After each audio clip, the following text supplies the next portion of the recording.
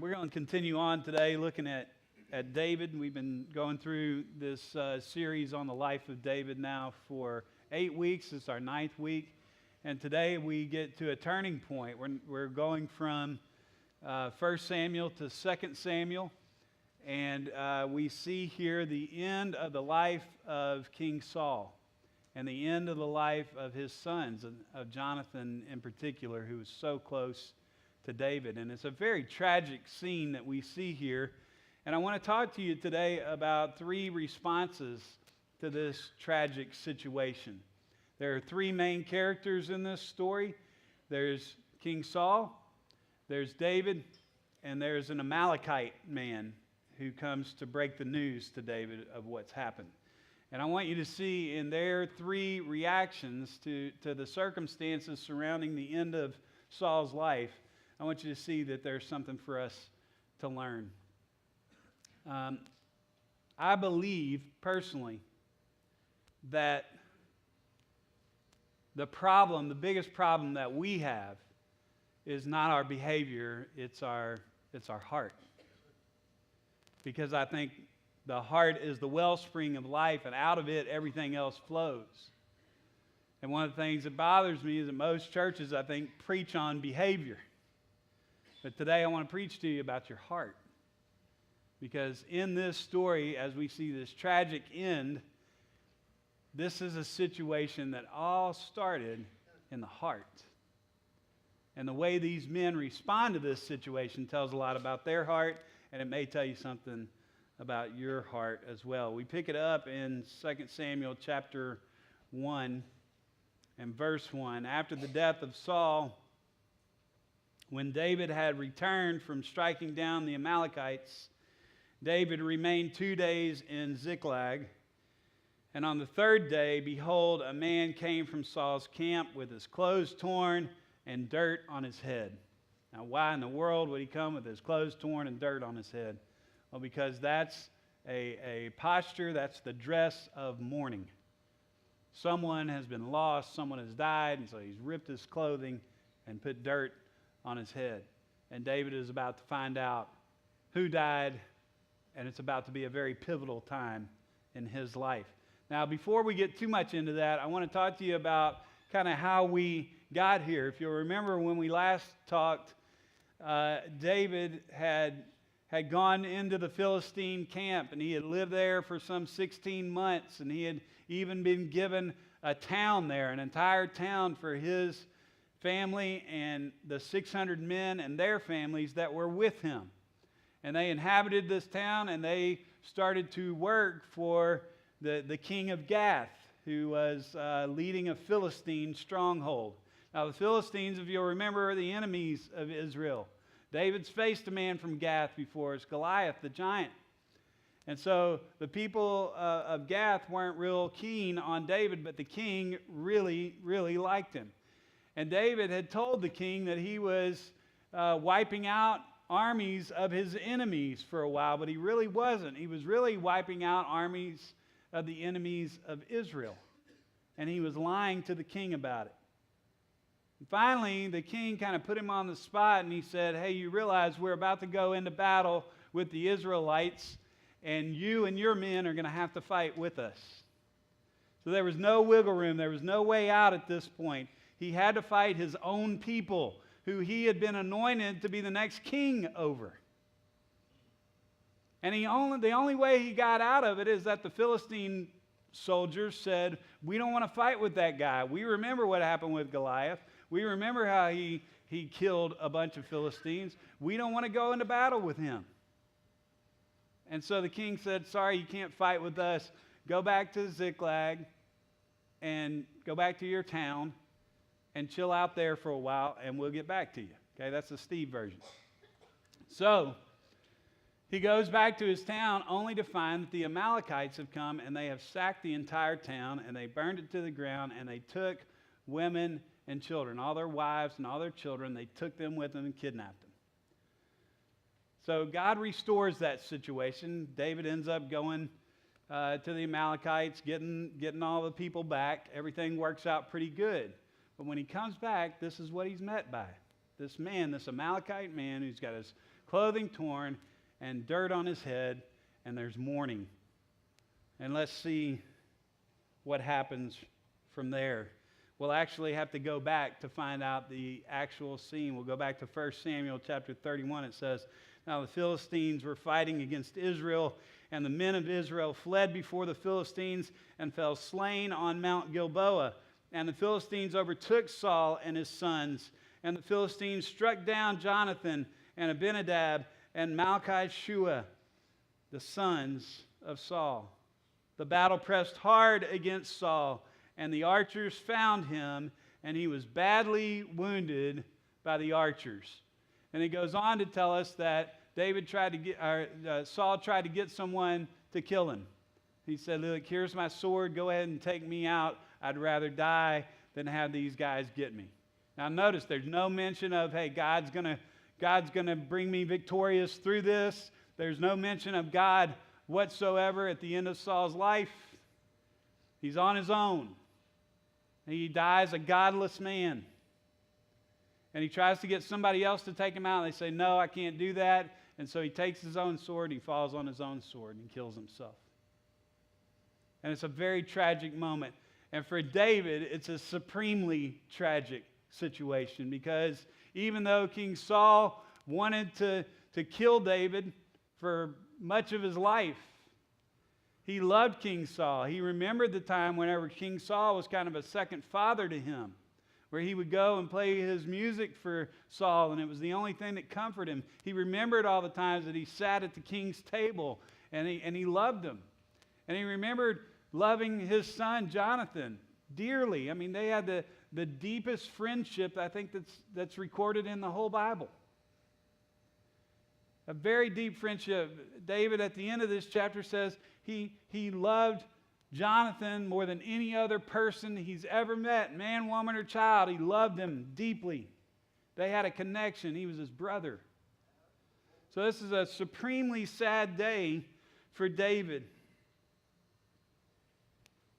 And what we find here is three guys who react to the end of this situation, to the end of Saul's life, very differently. The first is King Saul. How did King Saul react? Well, he squandered everything that he had been given. The Bible says he was the tallest man in Israel. Everybody looked to him. He was a physical specimen. He was a big guy, and he became the first king of Israel. He was anointed just like David was. He had every opportunity to have a great reign as king. And instead, he squandered it. He was jealous of David. He was paranoid. He was rebellious. He was godless at the end of his life. And what I want you to know is that this didn't happen overnight.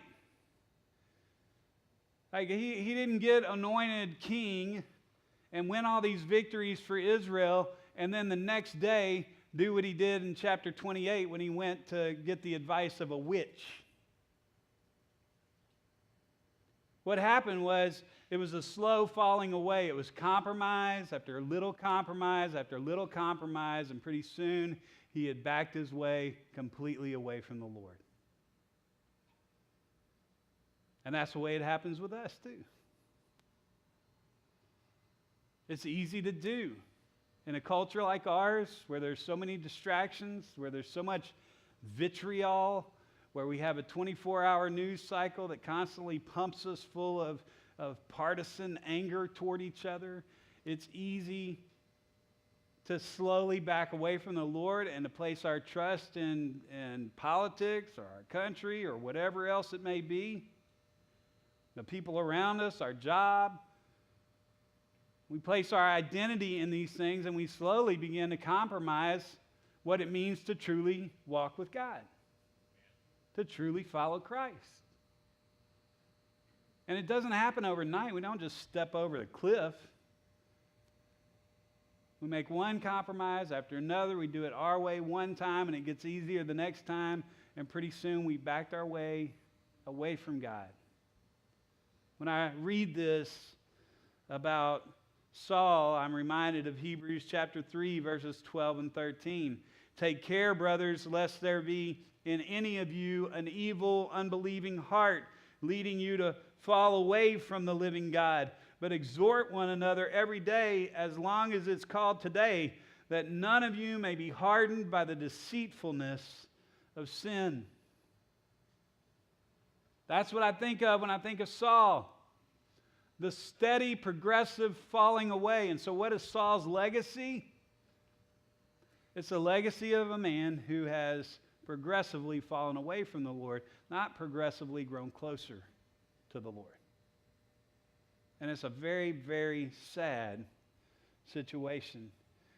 And it begs the question of us, what is the journey of your relationship with God? What's the pathway right now that you're taking? Be honest. And one of the things that's hard about church is that somehow church has become a place where you're not supposed to be honest. You're supposed to look good and like everything's okay, but don't be honest at church. God might not like that. Well, God doesn't like the masks. He doesn't like pretend. He knows anyway. So be honest. What's the trajectory of your life? Is it a progressive falling away, or are you stepping ever closer to your God? Are you believing, like we sang about, what God says about you more than you're believing what others say about you? Or more than you're believing the message of the world? And that starts in your heart. And then it bleeds out to your behavior. So where's your heart today? Saul's was hardened. What does that mean? Well, it means that the things that once bothered you don't bother you anymore. You become quite accustomed to sin. That's not the legacy that God has for you. It's greater than that. And it could have been so much greater for Saul. King Saul, squandered, jealous, rebellious, godless. The second character we see in this story is the Amalekite.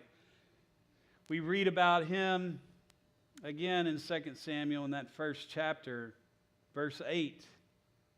He's explaining to David what happened with he and Saul. And he says, I came upon Saul on the battlefield, and he was wounded, and we pick it up from there. Who are you? Saul says. And I answered him, I am an Amalekite. And he said to me, stand beside me and kill me, for anguish has seized me, and yet my life still lingers. So I stood beside him and killed him, because I was sure that he could not live after he had fallen. And I took the crown that was on his head and the armlet that was on his arm, and I brought them here to my Lord. Well, the first thing we know about this guy is he's a liar. We already know that that's not the way that Saul died. Saul died by falling on his own sword. So what's this guy's angle? I think what this guy is thinking is he stumbled upon Saul, and he's like, man, I'm going to get his sword, and I'm going to get his armlet, and I'm going to bring them back to David, and I'm going to tell David that I did a mercy killing here, that I put Saul out of his misery, and he's going to think I'm a great guy. And he'll elevate me. He'll take me in. Maybe he'll give me a position in his cabinet. That David's going to take care of me because he's going to think I'm a great guy. And what he's done here is he's pursuing what Paul Tripp calls the ethics of advantage. He's leveraging whatever he can to his own advantage, even if he has to lie about it. This guy is like the Eddie Haskell of the Bible. Some of you won't remember Eddie Haskell, but he's a guy, he's a brown-noser. He's always trying to say whatever it takes to get people to like him.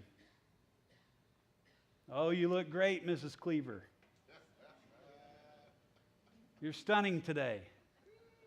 I have dated myself this morning, haven't I?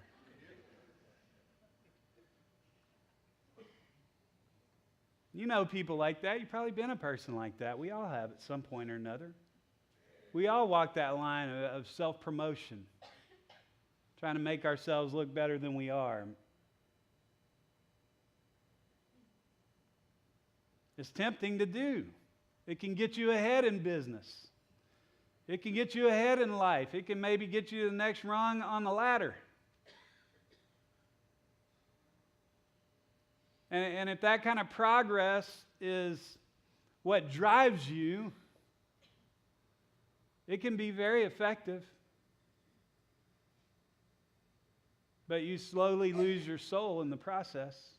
You slowly lose your priorities in the process. You begin to be a person who's only looking out for yourself, only looking for self-aggrandizement. And that's not what God has for you either. Think about it in your heart. Have you done those things? Are you doing those things? Are you so concerned about your own progress that you're willing to say and do just about anything to leverage it to your own advantage? That's the way this guy was. Now, look, it didn't work out the way he thought it might. Matter of fact, it worked out pretty terribly for him. David looked him over, heard his story, and then looked at one of his men and said, "Kill him." David saw right through that lie, and the guy lost his life because of it. So we have Saul, who squandered, who was jealous, who was rebellious, who was godless. We have the Amalekite, who tried to use the ethics of advantage to step over a dead man to get what he wanted in life. And finally, we have David. David's reaction is so different than anyone else's in this story. David, who we haven't really heard from in several chapters, at least there's not much outside of 1 Samuel that tells us what was going on in the life of David here. There's not any psalms that he wrote during this time or songs that he wrote during this time. His heart had kind of grown cold because he had wandered into the camp of the enemy and he had done his own share of compromise. And the musician had gone quiet, the poet had gone unpoetic. And it's like that creative heart of David went dry for a while, but here in these circumstances, the poet comes alive again and he writes this poem at the end of the chapter, 2 Samuel 1, verses 17 and following. He goes to talk about King Saul and Jonathan and what they meant to him. And it's really a beautiful poem. And he says 3 times in this poem how the mighty have fallen. And it's really, we think of that as you watch a big guy fall or you watch somebody topple from the top of their perch. And these days it's almost said in a sarcastic way, "Oh, how the mighty have fallen." But for David, it wasn't sarcastic at all. It was sad. This is one of the saddest days in the history of Israel. Israel's not used to losing. David's not used to losing. And yet here are all these bodies strewn all over the battlefield, bodies of men that he knew, the body of his very best friend in the whole world, the body of the king that even though the king was bad to him, he revered him and he honored him and he respected him. And it's a horrible day for David. Horrible. And a horrible day for Israel. And so David writes this poem, and he says a few things in here that I want you to take note of. He says, "Your glory, O Israel, is slain on your high places." What's his concern there? His concern is God's glory. God's glory is his biggest concern. "You mountains of Gilboa, let there be no dew or rain upon you, nor fields of offering." He's saying this is not a time of harvest. This is not a time of growth. This is not a time of progress. This is a dry time of death and mourning.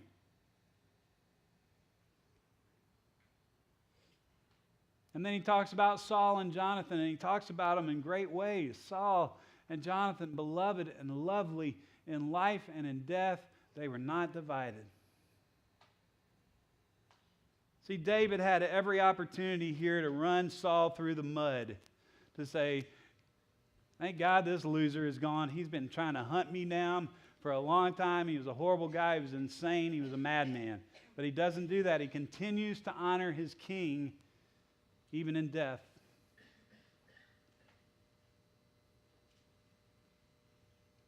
And then he honors his friend Jonathan and talks about how great he was and what a beautiful friendship they have, and how he loved him more than any other human being that ever lived.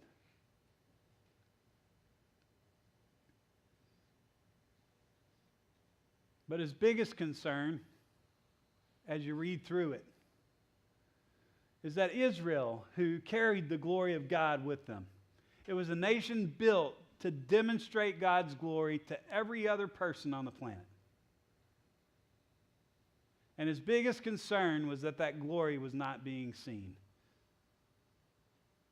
That because of this massacre, nobody could see the glory of God. Because of the sadness of where Saul had led this country, nobody could see the glory of God. What David does here is really masterful. It's really beautiful because he gets across the sheer sadness of that day, and he gets across the sheer despair of Saul's reign, but he does it in a way that his greatest concern is the glory of God. He manages this situation with grace and dignity. And he's the only person in the whole story who's able to do that. It's been said that you know all you need to know about a man's heart by what he celebrates when he mourns. Here you have the hearts of three men revealed. You have Saul, who's far from God, who's angry that the plan of God will not come true in his life, and in an act of selfishness and rebellion, he ends his life. There's the Amalekite who, in a horrible moment of grief, seeks to gain a personal advantage. And it's disgusting the way he handles the situation. And then you have David, a man after God's own heart, who gets it right, and his mourning is not just the mourning of the loss of two men, but the shame brought on the people of God. And we learn something about the hearts of these three men in the way that they respond to this situation. One far from God, progressively falling away from God.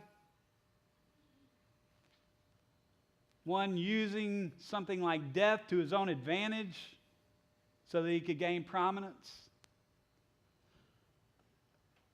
And one whose concern is the glory of God and the honoring of the fallen. And the question this begs of us is, how's your heart?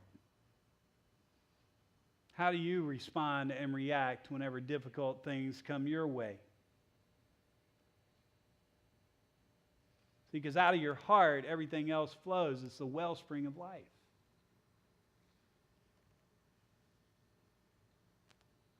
How's your heart? Here's what hit me as I look at this passage. See, your actions, your reactions, your behavior, your responses, your words are shaped more by what's inside you than what's outside of you. We like to think that's not true, but it is. And I think the Church of Jesus Christ has been powerfully affected by the determinism of our culture, and it's a culture that essentially says that you are what your experience has made you. And the Bible would say something very different. The Bible would say that what rules your heart will control your behavior. That no matter what you've experienced, if God is ruling your heart, your destiny can be changed. Your behavior can be different. Your thoughts will change. That it's what He declares you to be, as we sang earlier, that is of ultimate importance. It's not what anybody else thinks of you. It's not what your job title is. It's not how many letters you have behind your name. It's not how much money you make. It's not your family of origin. It's who God says you are.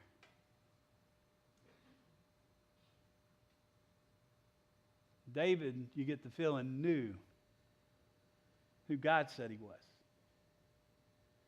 And the others didn't. And they suffered the tragedy of it. Jesus is the only one who can change your heart. He's the only one who can change your destiny. And He's your only hope. Will you bow with me?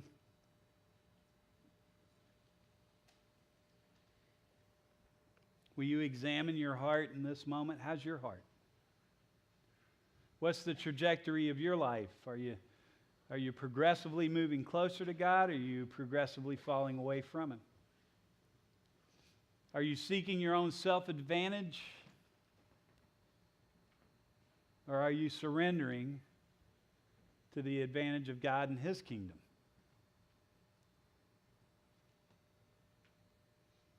Are you managing the situations of your life with grace and dignity? Or are you reacting in self-serving ways that flow from a heart that's not close to God?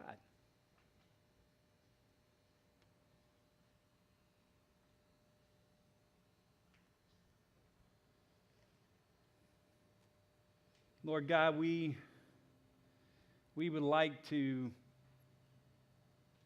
separate ourselves from these characters in this story. We'd like to be able to say, no, I'm not like Saul. No, I'm not like the Amalekite.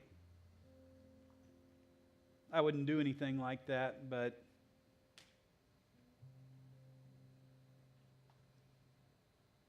you remind us as we read it by your Spirit that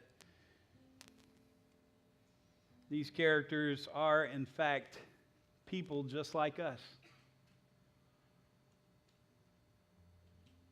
And we see ourselves in them and our own tendencies in theirs. So God, help us to put our rest in you and you alone.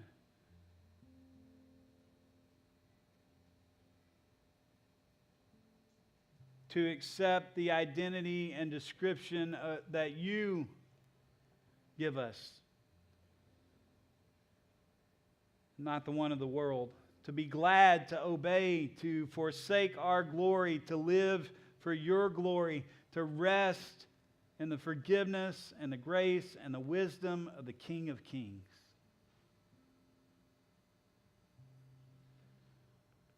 And God, we can't help but think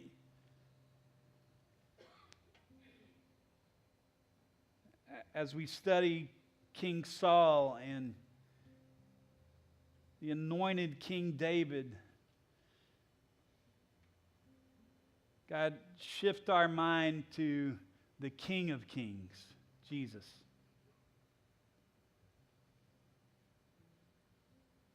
Who loved us enough to die for us, to be raised again, to give us a new name, a new heart.